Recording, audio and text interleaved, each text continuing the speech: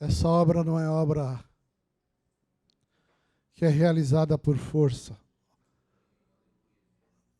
Não é realizada com sabedoria humana. A igreja que anda no conforto do Espírito Santo, ela caminha em prosperidade, ela é saudável, ela frutifica, ela é cheia de amor. É pelo meu poder que é realizado esse trabalho. Não é por força nem por violência. Sabedoria humana não entra nesse trabalho. Força humana não tem vez na carreira da igreja. Mas a igreja que caminha no conforto do Espírito de Deus. O Senhor nos chamou desde antes da fundação do mundo para sermos santos e irrepreensíveis diante dele em amor. E nessa noite o Senhor fala: eu sei os pensamentos que tenho a respeito de vós, pensamentos de paz, não de mal, para vos dar o fim que desejais. Eu quero endireitar as veredas do teu coração, porque os meus pensamentos são mais altos que os teus, e os meus caminhos são mais altos que os teus. Por isso que eu quero reafirmar essa palavra: se o meu povo, que se chama pelo meu nome, se humilhar e orar, buscar a minha face e se converter dos seus maus caminhos, eu do céu ouvirei a oração. Eu vou converter e sarar essa terra, sarar a igreja, sarar a tua casa, sarar a tua família, sarar a tua vida. Esse é o plano de paz que Deus tem para nós. Senhor, nós te agradecemos por esta noite, pela abertura, pela liberdade, pela ousadia da igreja, de abrir a boca e declarar, profetizar, palavras que não são palavras soltas ao vento, mas que vão cumprir todo o propósito para o qual ela está sendo designada. Restauração, conversão, batismo com o Espírito Santo, poder. Eu declaro e profetizo o poder do Espírito Santo na vida de toda a igreja. Assim Deus será glorificado. Em nome de Jesus. Irmãos, boa noite mais uma vez. Pode se assentar.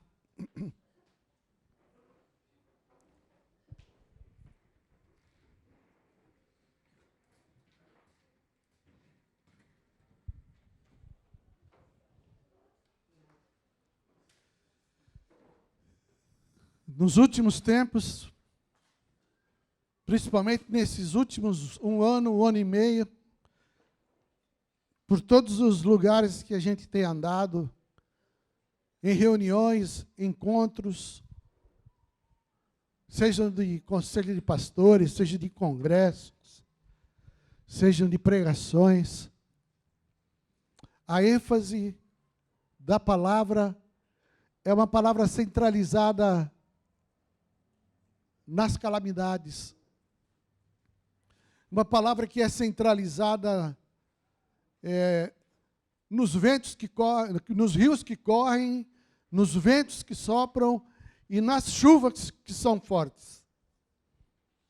Toda pregação que a gente tem ouvido, ela começa com uma ênfase na situação na qual nós estamos vivendo hoje. Todo mundo sabe que hoje a gente vive num mundo globalizado. Nós somos chamados de uma aldeia global. Se acontece alguma coisa lá no leste europeu, como essa guerra, interfere em todos os países do mundo. Interfere na economia, interfere no clima, interfere nas relações comerciais, interfere nas relações interpessoais, afeta todas as pessoas, sejam ricas, sejam pobres, brancas, negras, asiáticos, todas as raças são afetadas com essas catástrofes que acontecem, guerras que acontecem. O próprio Senhor Jesus nos alertou que nesses últimos dias Haveriam rumores de guerra. Lembra em 2008, quando teve aquele boom imobiliário nos Estados Unidos? Quebrou aquele país. Aquilo afetou todos os países. Mexeu com todos os países. Aqui na América do Sul, que são chamados os favelados, foram os que mais sofreram. Os europeus, que tinham um pouquinho mais de cancha, sofreram menos. Mas essa aldeia global, essa globalização, infelizmente, ela trabalha assim. Ela mexe com toda a humanidade desse jeito.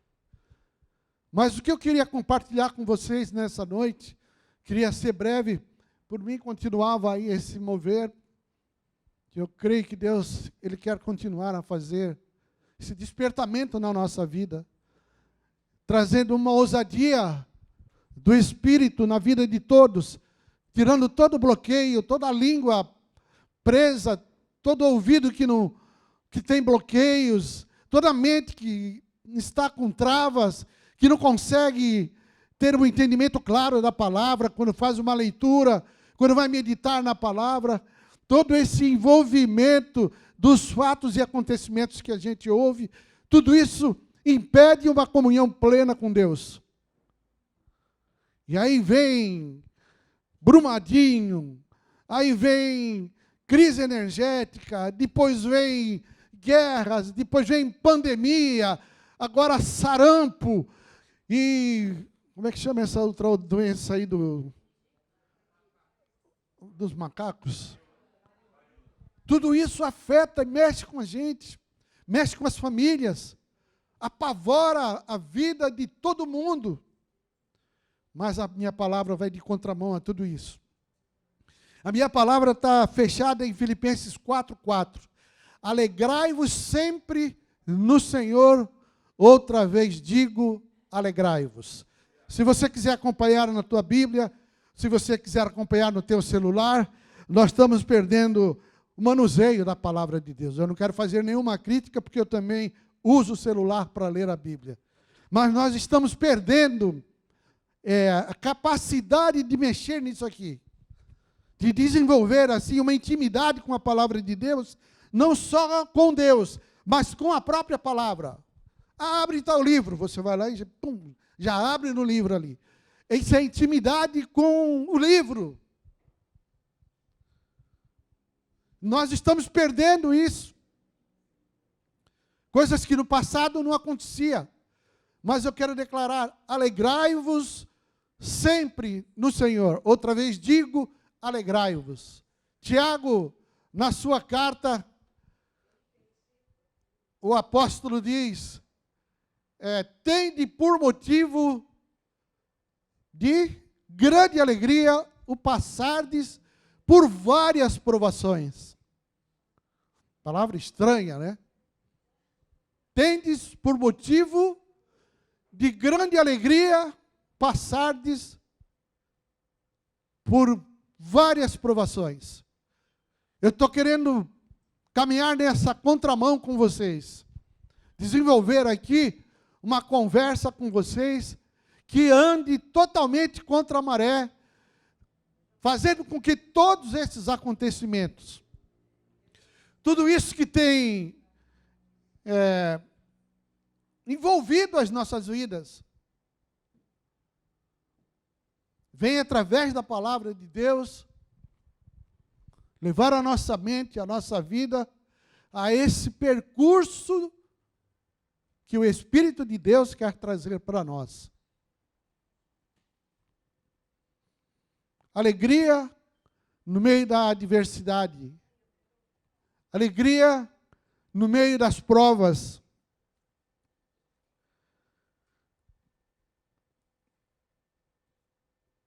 E essas coisas, elas vão trazendo ensinamentos para nós. Os rios que correm, os ventos que sopram e as chuvas fortes que caem, elas são inevitáveis. Elas são imprevisíveis. Nós não conseguimos administrar calamidades, tempestades. Nós não sabemos, não temos estrutura para suportar e administrar ventanias. Nós vimos agora há poucos minutos aí, a classinha das crianças lá vir abaixo, o telhado todo vindo abaixo. Né? Calamidades. Mas o apóstolo, ele declara, tende por motivos de toda alegria o passar por várias provações. A palavra que eu queria transmitir para vocês, Deus tem falado comigo nesses dias, que através destas provas, nós temos que tentar tirar e arrancar dali lições. Isso é pedagógico. Calamidade é pedagógica. Provas e ventanias são pedagógicas. Elas ensinam sempre. Primeira lição que você aprende com a calamidade, ela vai provar a tua fé. Como que você está andando? Se essas coisas vão interferir. Se a pandemia vai interferir na tua fé, vai te enfraquecer a ponto de você não dar a importância devida no congregar. Congregar é inegociável. Nós não podemos deixar de estar juntos. Nós não podemos deixar e abandonar a comunhão com os irmãos. É ali que você se alimenta. É ali que você é trabalhado, que você trabalha. Que você serve, que você é servido. Portanto, essa primeira lição que a gente tem é essa. A segunda lição, ela vai provar o fundamento da nossa vida. Aonde nós estamos firmados.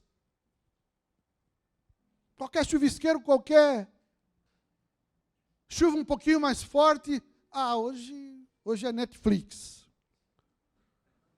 Hoje é não. Não vou pegar essa chuva aí que eu posso pegar uma gripe, de repente não é gripe, é Covid, e vou passar Covid para os irmãos lá. A terceira lição que a gente aprende com as calamidades, os ventos fortes, as chuvas fortes, que a gente vê lá em Mateus 7, 24 a 27, que a gente tanto trabalhou, na casinha na rocha, casinha na areia, né? É que as calamidades, a nossa conversão de passar pela porta, ela não nos isenta de passar por provas. Eu vou para Deus, eu vou me converter, eu vou me batizar, porque acabam todos os meus problemas. Aí é Canaã, é terra que mana leite e mel, e a coisa vai ser só caminhar na rede, balançar na rede, no sofá, se acomodar. Não é assim. Então, essa é a terceira lição que a gente aprende com as tempestades. A conversão, você se tornar cristão, ela não te isenta de passar por provas. Quem conhece Jó aqui pela palavra? Jó era um homem, segundo o testemunho de Deus, íntegro, reto, temente a Deus, que se desviava do mal. O diabo vem confrontar, porque o diabo ele quer tirar essa alegria da nossa vida. Também desse jeito, o Senhor dá tudo para ele, dá umas cutucadas no Jó para ver, vamos ver se a fé dele está firme mesmo. Todo mundo sabe o que aconteceu. E Jó era esse homem, eu lembrei do Salmo 1, né? Bem-aventurado o homem que não anda segundo o conselho dos ímpios, não se detém no caminho dos pecadores, nem se assenta na roda dos escarnecedores. Antes, o seu prazer está na lei, no livro do Senhor, e nela ele medita de dia e de noite. Quantos podem levantar as mãos? Glória a Deus, porque nós temos a palavra de Deus. Nós temos esse livro. É um abençoado livro.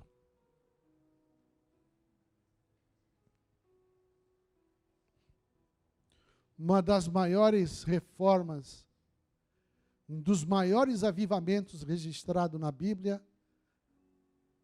depois de um apagão do governo do rei Manassés, o filho dele, que devastaram toda a nação de Judá. Destruíram tudo. Esqueceram de tudo que Deus havia feito no passado. De todas as bênçãos e cumprimento das promessas. Da terra de Canaã, que mana leite e mel. Da vitória sobre os inimigos. Esse foi um dos piores períodos, onde toda aquela fundamentação que havia, aquela estabilidade que havia em Israel, a prosperidade que florescia, as outras nações ficavam espantadas e perplexas com aquela condição. Que Deus é esse? Que nação é essa? Que acontece o que acontece com eles? E Manassés, o rei Manassés, jogou o país assim na lama. Veio o filho dele, ficou bem pouco tempo. E em seguida, o reinado do rei Josias. O rei Josias entrou no palácio real, entrou para governar e começou a limpa. E tira aqui, tira ali. Corrige aqui, corrige ali. E manda os seus súditos ali ajudarem eles. E um desses era o Ilquias, que achou o livro. Na mexida ali, daquela bagunça, da idolatria, da imoralidade, dos costumes pagãos, de entregar os próprios filhos a Moloque, que é um assunto que nós temos que tratar hoje como igreja. É uma matéria que precisamos tratar, porque se nós não prestarmos atenção, nós estamos entregando os nossos filhos, as nossas crianças, a esse Deus, a essa entidade chamada Moloque hoje, atuando ainda mais intensamente do que era no passado. Por isso que o livro foi achado. Achei o livro. Que livro era esse? Eram os primeiros livros ali do Pentateuco, que é de Gênesis a Deuteronômio, onde estava a lei, onde estavam os mandamentos. E o rei lê esse livro. E na medida que começou a ler o livro, quebrantamento, humilhação, arrependimento, choro, corações contritos. E a reforma a reforma avançou. Um dos maiores avivamentos que você tem como registro na Bíblia. Eu fui riscando todas as vezes, quando você pega ali, tem a narrativa de 2 Reis e de Crônicas. Eu acho que até anotei aqui, quando você quiser estudar sobre isso. 2 Reis 22 e 23. 2 Crônicas 34. Às vezes que o rei ordena a leitura da Bíblia. E à medida que eles liam o Velho Testamento, ali os 5 livros do Pentateuco, era quebrantamento, era arrependimento, era choro, era contrição, era restauração, e era o povo voltando para uma base sólida de novo. Deus reinando sobre eles. Deus reinando sobre a nação. O poder de Deus se manifestando de novo. As vitórias acontecendo. Apesar que todo pecado cometido pelos outros reis passados não evitou a catástrofe, o cativeiro de 70 anos. Mas eu queria fazer menção da importância de você saber aonde que você está. Qual é a fé que você diz que tem? Que você pratica? Que tipo de crença é a tua nesse Deus que hoje nos revela não só o Pentateuco, mas mais 60 livros, num total de 66, com toda esse tesouro aqui de ensinos, de lições, de orientação, direção, de correção.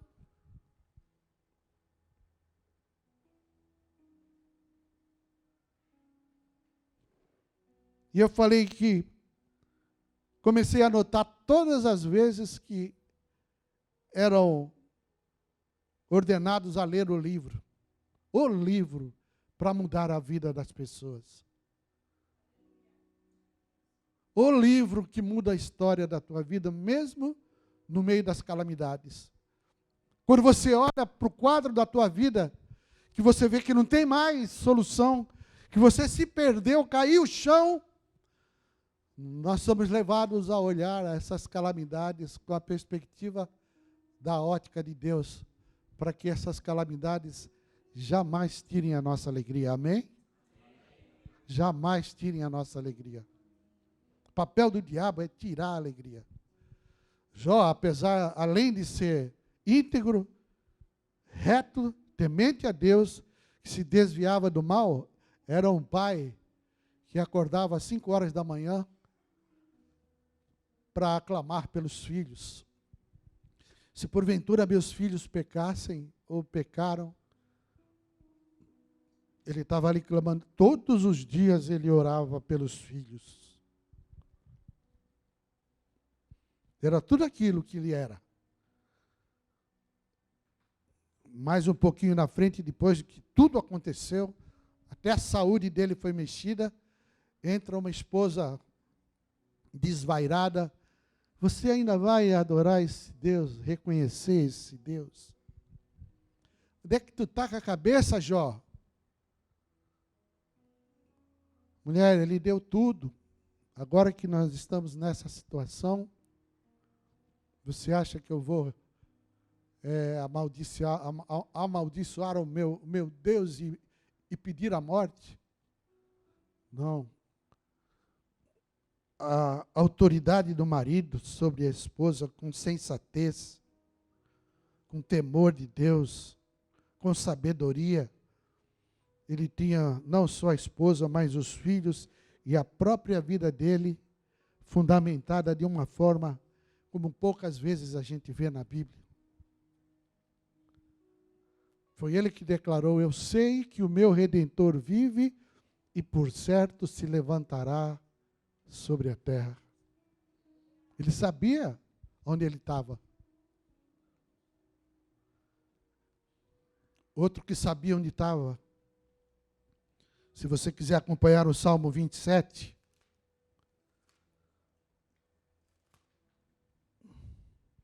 olha o que é uma pessoa fundamentada. O Senhor é a minha luz e a minha salvação. De quem terei medo? O Senhor é a fortaleza da minha vida, a quem temerei? Quando malfeitores me sobrevêm para me destruir, meus opressores e inimigos, eles é que tropeçam e caem. Ainda que um exército se acampe contra mim, não se atemorizará o meu coração. E se estourar contra mim a guerra, ainda assim terei confiança. Uma coisa eu peço ao Senhor e a buscarei, que eu possa morar na casa do Senhor todos os dias da minha vida, para contemplar a beleza do Senhor e meditar no seu templo. Pois no dia da adversidade, no dia do vento, no dia da calamidade, no dia da tempestade, Ele me ocultará no seu pavilhão. Quantos podem dar glória a Deus? Ele te oculta no pavilhão dele. Quando você está naquela crise pior, nunca se esqueça que Deus ele não perde o equilíbrio. Quando você se refugia em Deus, você vai arrumar alento, você vai encontrar forças, você vai ver a luz no fim do túnel. Mas vai buscar no livro. No recôndito do seu tabernáculo me acolherá. Deus, Ele te acolhe. Elevar-me-á sobre uma rocha. Agora será exaltada a minha cabeça acima dos inimigos que me cercam. No seu tabernáculo oferei sacrifício de júbilo, cantarei, salmodiarei ao Senhor. Salmo 40 também mostra a localização de Davi. Tirou-me de um poço de lama e perdição, colocou os meus pés sobre uma rocha. A tua casa está na rocha ou está na areia? Precisa responder. A tua fé está firmada em quê? Onde está a tua confiança nesse tempo que nós estamos vivendo? Ouvindo tudo que nós estamos ouvindo. Qual tem sido o grau, a intensidade da tua comunhão, da tua intimidade com Deus? Para que você seja um modelo como Jó, como Davi.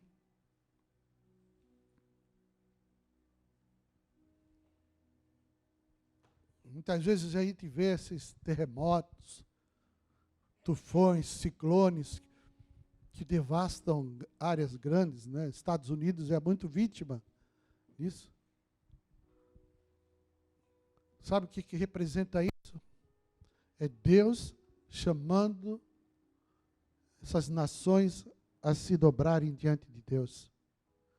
Porque foram nações que eram fiéis, foram nações que foram usadas por Deus de uma maneira sobrenatural no passado, mas que hoje se mundanizaram. Nas igrejas entra de tudo. Os jovens não querem saber mais de nada. Os casais, queimou o feijão, quebra-se a aliança. Qualquer coisinha é motivo de separação. É o que nós estamos vendo aí no dia a dia. E essas coisas vão se tornando e dando um efeito dominó no meio do povo de Deus. E Deus está nos alertando, chamando a nossa atenção para que essas circunstâncias, essas calamidades não venham a tirar a nossa vida da presença de Deus. O livro de Filipenses, ou a carta de Filipenses, tem como tema a alegria do Senhor, que é diferente da alegria que normalmente a gente se alegra quando troca o carro, quando sai de uma casa mais velha para uma casa mais nova. Essa não é a alegria do Espírito Santo. A alegria do Espírito Santo é um dom do Espírito Santo. E essa alegria, ela, na Bíblia é plenitude, ela fala que a verdadeira alegria não é uma emoção superficial que depende de circunstâncias favoráveis do momento. A alegria cristã é independente de condições externas e é possível mesmo em meio a circunstâncias adversas como sofrimentos e perseguições. Mas a alegria definitiva, ela surge da comunhão com Cristo ressuscitado, com Cristo glorificado. Essa é a verdadeira alegria. Em nenhum outro lugar você vai encontrar satisfação. A única maneira de você encontrar a paz que excede todo entendimento, é na comunhão com Cristo. E é na intimidade com esse livro. Esclarecedor. Esse livro tem poder para mudar qualquer tipo de calamidade, crise que possa acontecer na tua vida e na minha vida. Eu falei daquilo que são lições, mas tem outras coisas que podem nos tirar a alegria. As circunstâncias, né? E interessante é que, quando você define a alegria do Espírito, a alegria da palavra de Deus, Paulo tem uma definição assim que choca a gente, né? No primeiro capítulo de Filipenses, no verso 12, ele faz uma declaração que diz assim: quero ainda, irmãos, cientificar-vos de que as coisas que me aconteceram serviu para o progresso do Evangelho. O que esse cara está falando? Ele sabia o que ele estava falando. Olha o que é uma pessoa fundamentada. Falamos de Jó, falamos de Davi. Mas olha o que é uma pessoa que tem uma intimidade com Deus, que passou pela porta, arrependimento, batismo nas águas, foi cheio do Espírito Santo, não deu mais valor para a vida dele e serviu a Deus até o último dia da sua vida. Quais são essas coisas que cooperaram com o progresso do Evangelho? Perseguido em Damasco. Eu fui anotando aqui algumas coisas que vocês já devem ter tido experiência aí. Rejeitado em Jerusalém. Foi mandado expulso para Tarso, lá a terra dele. Esquecido lá. Foi açoitado em Filipos. Escorraçado em Tessalônica. Apedrejado em Listra. Enxotado de Bereia. Chamado de tagarela em Atenas. Impostor em Coríntio. Foi preso em Jerusalém. Sofreu naufrágio em Roma. Tomou picada de cobra na ilha de Malta. E chegou algemado em Roma.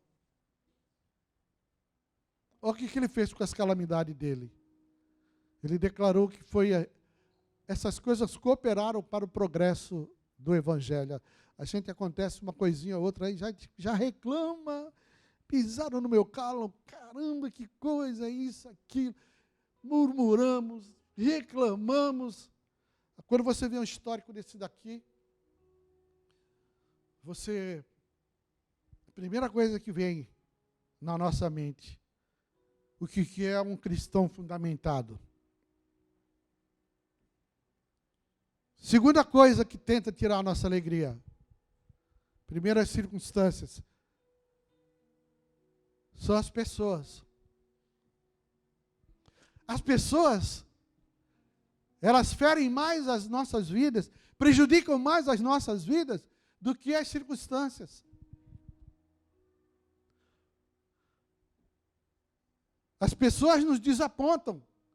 Eu desaponto as pessoas. Você desaponta as pessoas. Você desabona as pessoas te desabonam. Nós ferimos as pessoas com palavras, elas nos ferem com as palavras. Pessoas são fogo, não fogo do Espírito, mas fogo destruidor.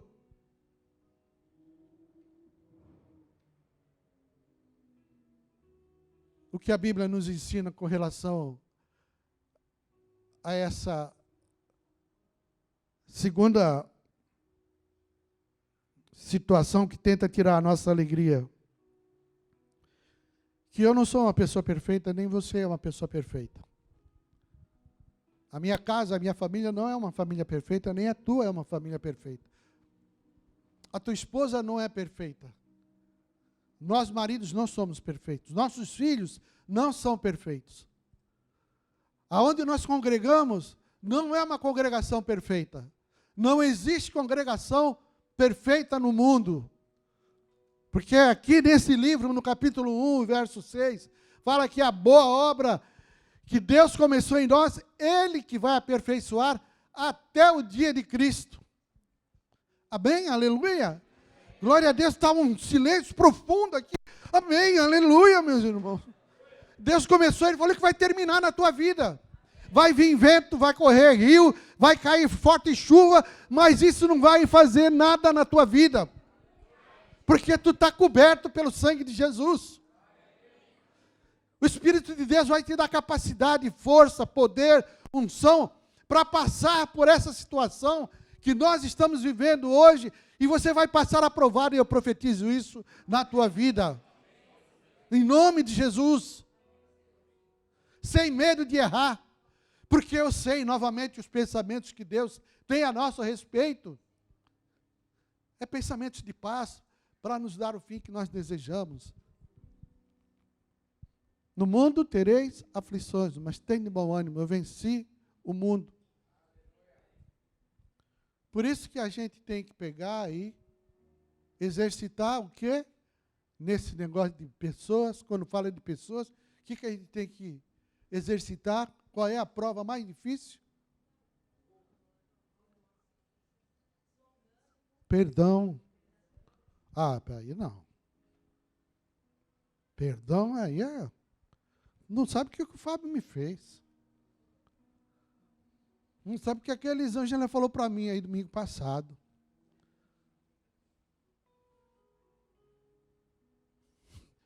Irmãos, eu já ouvi muita palavra, muito sermão a respeito desse tema perdão, né? Jesus falou uma palavra uma vez, uma parábola, Mateus 18, a parábola do credor incompassivo. O rei chamou seus súditos, falou, vamos prestar conta de todo mundo que me deve aí.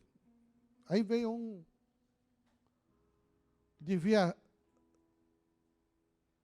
100 talentos.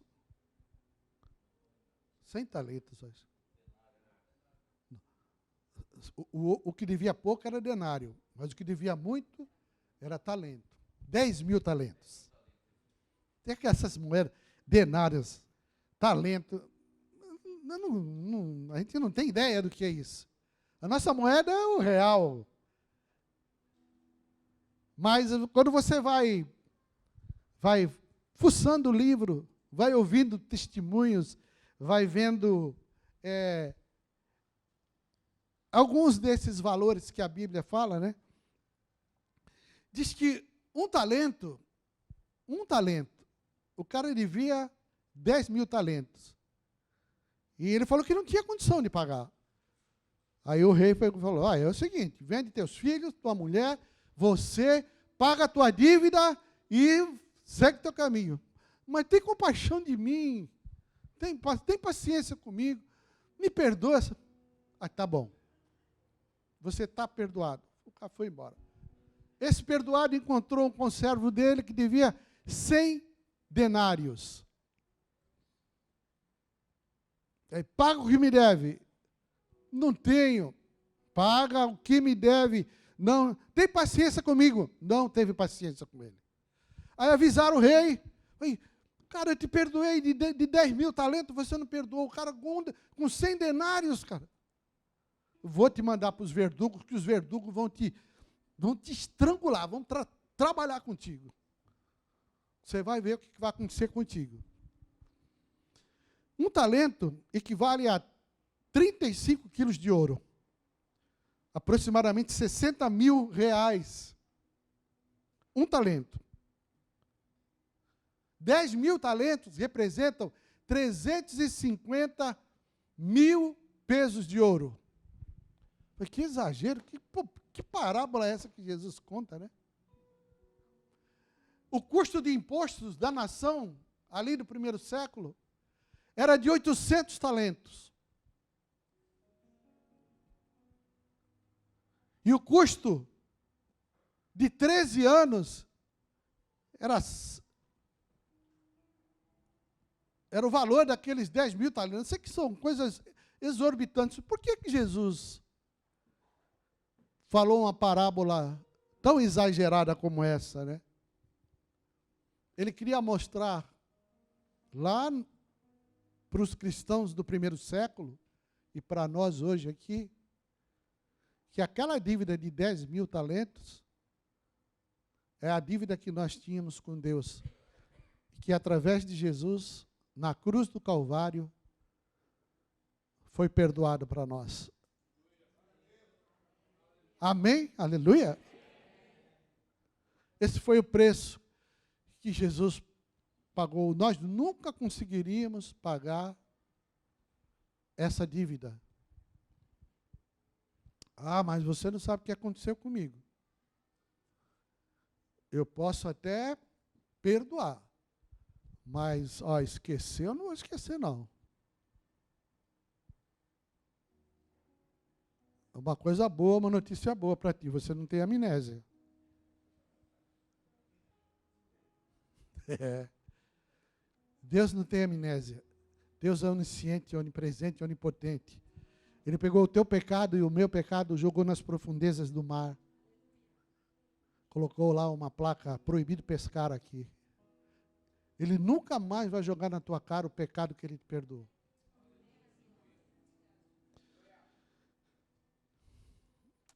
Você vai ter que sair daqui, talvez dar um telefonema para alguém.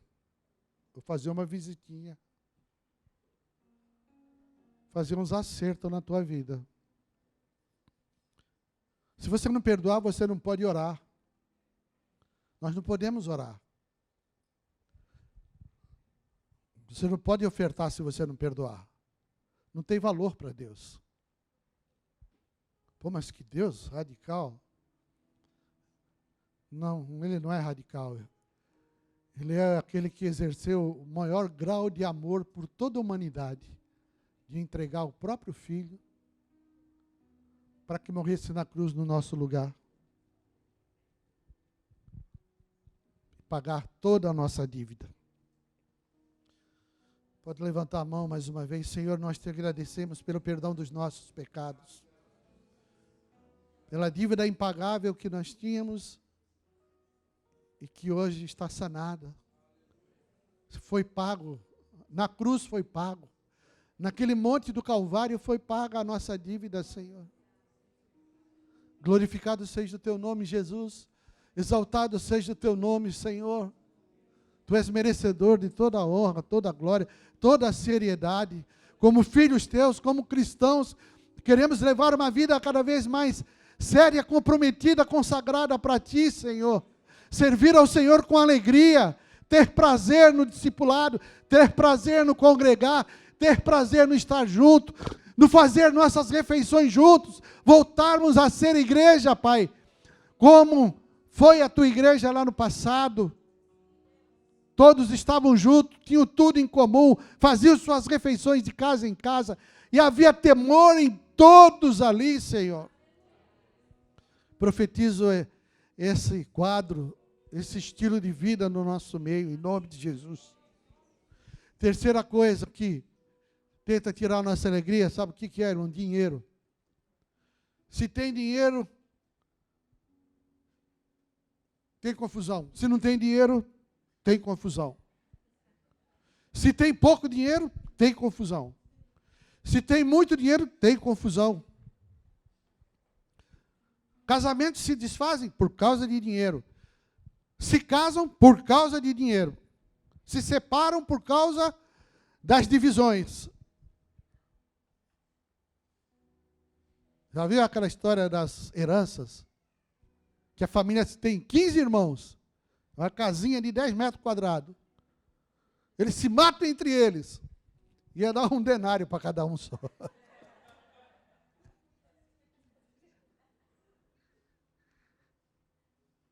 Rockefeller foi o homem mais rico que teve nos Estados Unidos. No dia do velório dele, tinha um contador no velório. O contador chegou lá, ou melhor, o contador estava do lado do caixão e chegou um gaiato lá e... Ô, contador, quanto que ele deixou, hein? Qual foi a fortuna que ele deixou? Aí eu... Você não sabe, cara? Tu não viu falar, não? Cara, ele não levou absolutamente nada. Não tem gaveta em caixão. Nem caminhão de mudança em velório. Não levou nada. Dinheiro separa as pessoas. Dinheiro é para ter no bolso, não entronizado no coração, porque o amor ao dinheiro é a raiz de todos os males. Meus irmãos, quando falo em dinheiro, acabou a amizade. Seja parente, seja não parente, sociedades se quebram por causa desses perrengues financeiros. Quando você for se associar com alguém, você olha direitinho quem é essa pessoa, você presta atenção. Quando você for casar, você veja quem é esse marido, como é que ele lida com dinheiro. Como é que a mulher também lida com dinheiro. Porque depois que consumou o casamento, não tem mais volta. A aliança é inquebrantável, é inquebrável. A aliança é infinita e é eterna.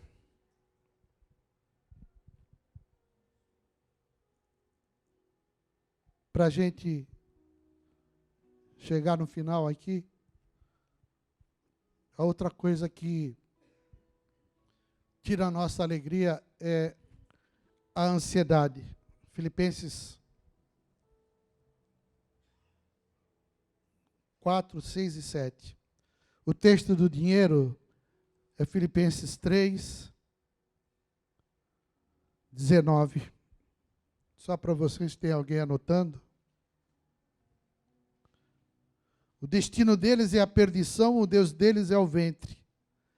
E a glória deles está na sua infâmia, visto que só se preocupam com as coisas terrenas. As pessoas são definidas como carnais. Quando você olha esse texto aqui, só se preocupam com coisas terrenas. As pessoas que se preocupam com coisas terrenas, elas não sabem trabalhar com dinheiro. A ansiedade, 4, 6 e 7. Não andeis ansiosos de coisa alguma, em tudo, porém, sejam conhecidas diante de Deus as vossas petições, pela oração, pela súplica, com ações de graça. A palavra original do grego para ansiedade, sabe o que é? Estrangulamento. Fala para o teu irmão. A palavra original, traduzindo aqui ansiedade, significa no grego estrangulamento. É enforcar, pegar pelo pescoço. Isso é ansiedade. Para Jesus é um pecado, ansiedade. Quem já viu um ansioso aqui? Quem já viu um ansioso aqui? Você olhou no espelho hoje já?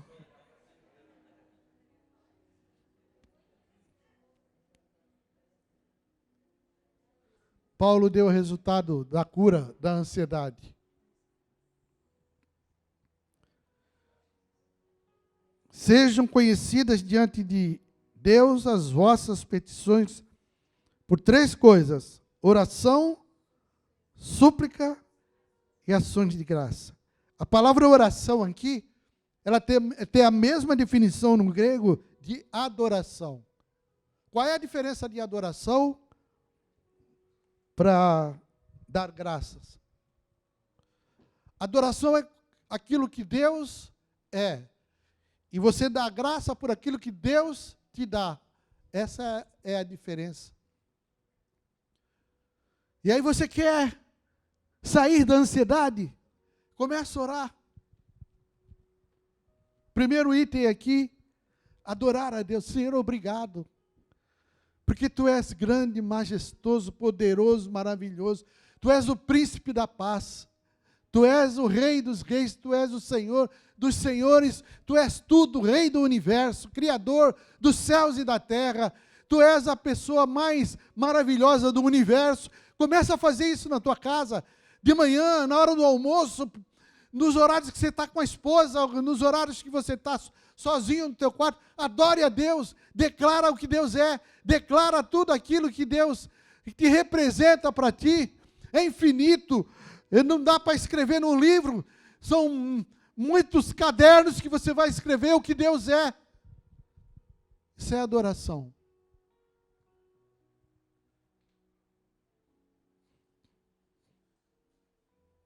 E dar graças é por aquilo que Deus te dá. Nós vamos nos tornando insensíveis com as coisas simples. Faz assim, com a mão.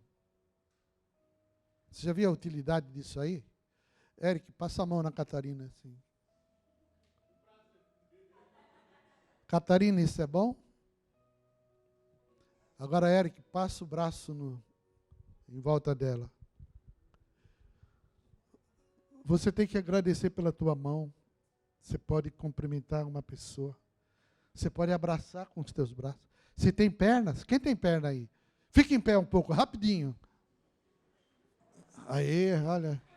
Você já deu graças pela tua perna? Você já deu graças porque ela te leva aonde você quer? Teus olhos, quem enxerga aqui? Se eu tirar, eu não enxergo muito, mas se eu colocar aqui, glória a Deus pelos meus óculos aqui.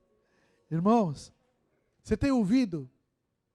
Eu estou trabalhando com o meu sogro lá para a gente suprir as necessidades de um velhinho de 88 anos. Ele não escuta mais nada. Está lúcido, mas ele não escuta mais nada. E a velhinha dele não fala mais nada. A língua dela enrolou toda. Ela já sofreu infarto, não, AVC, já só tem um rim. É difícil de ouvir ela, os dois estão juntos. Um não escuta e o outro não fala direito. Agora imagina a Solange que segura o rojãozinho ali. Já não tem mais possibilidade nenhuma de ficarem ali sozinhos ali. Mas aí você está com o ouvido, você ouve tudo, você vê tudo. E a gente não dá graça por essas coisas que são corriqueiras, mas são tão preciosas na nossa vida. Atitudes que você tem. Estava contando para os meninos aí, irmãos, deixa eu ver que horas são. Nós vamos embora já, ou 9h15. Nas atitudes da pessoa sensível, né? Do velhinho de 80 anos que todo dia levava uma plantinha para a esposa. Todo dia passava na floricultura, trazia uma florzinha para a esposa. Aí chegou lá um período, ele começou a comprar um buquezinho de flor. Um dia o dono da floricultura perguntou para ele, cara, para quem tu leva isso aí? Para minha esposa. Para tua esposa? Cara, ela deve ser a esposa mais feliz do mundo, hein? Como é que ela reage? Ela não reage, não tem reação nenhuma. Como assim não tem reação nenhuma? Nenhuma. Mas por quê? Ela tem Alzheimer. Ela não me conhece mais. Pô, ela não conhece o senhor e o senhor leva todo dia isso aí para ela, que valor? Ela não me conhece, mas eu conheço ela. Estava contando para o Beda, né? O Beda levar flor em vida para flor. Amém? Glória a Deus? Não, plástico não. Paraguaia não.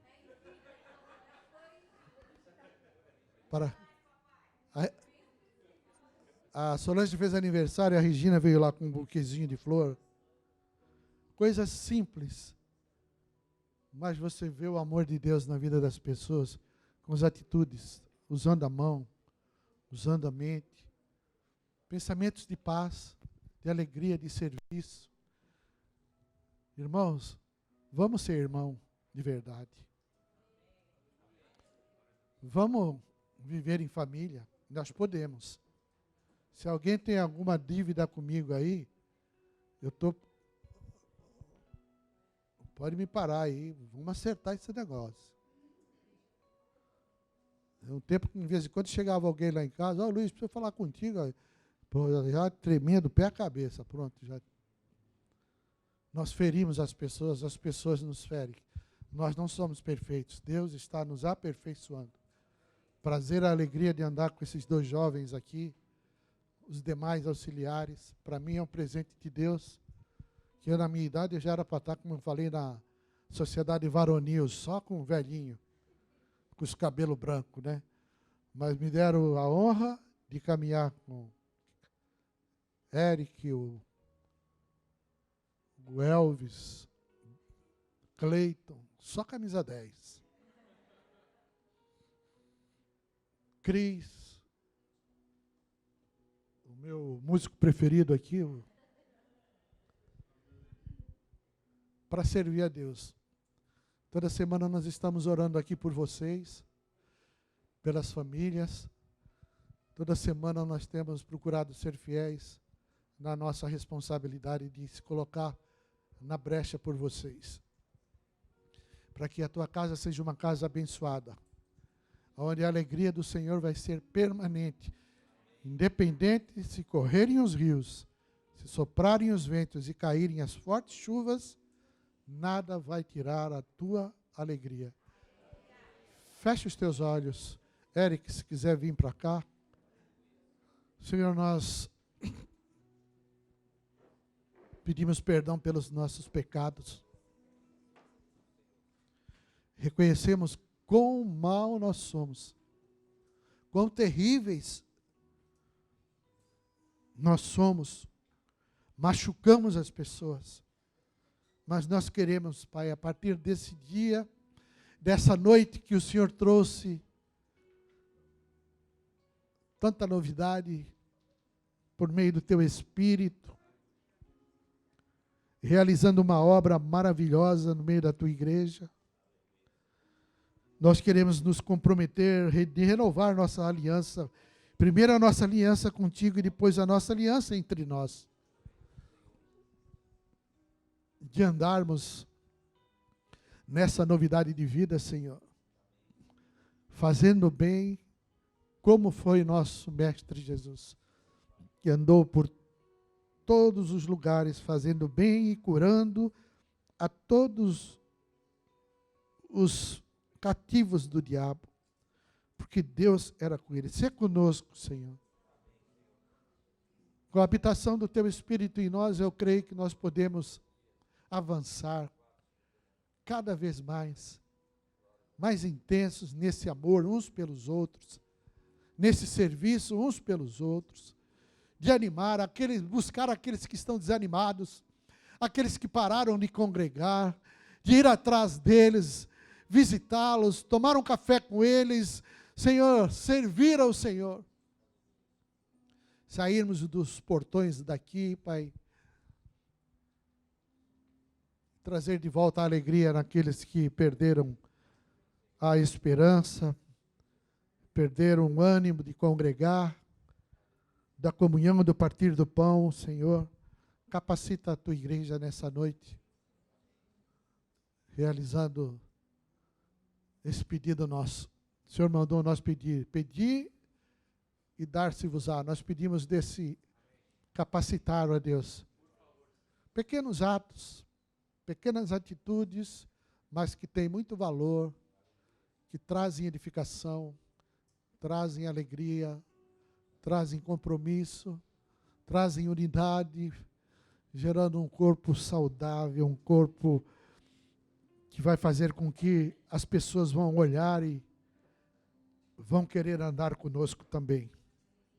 Sejam parentes, sejam vizinhos, sejam amigos da empresa, sejam pessoas das escolas, vão olhar para nós e vão querer andar conosco. É a nossa oração que nós fazemos, agradecidos por tudo, em nome do Senhor Jesus. Amém.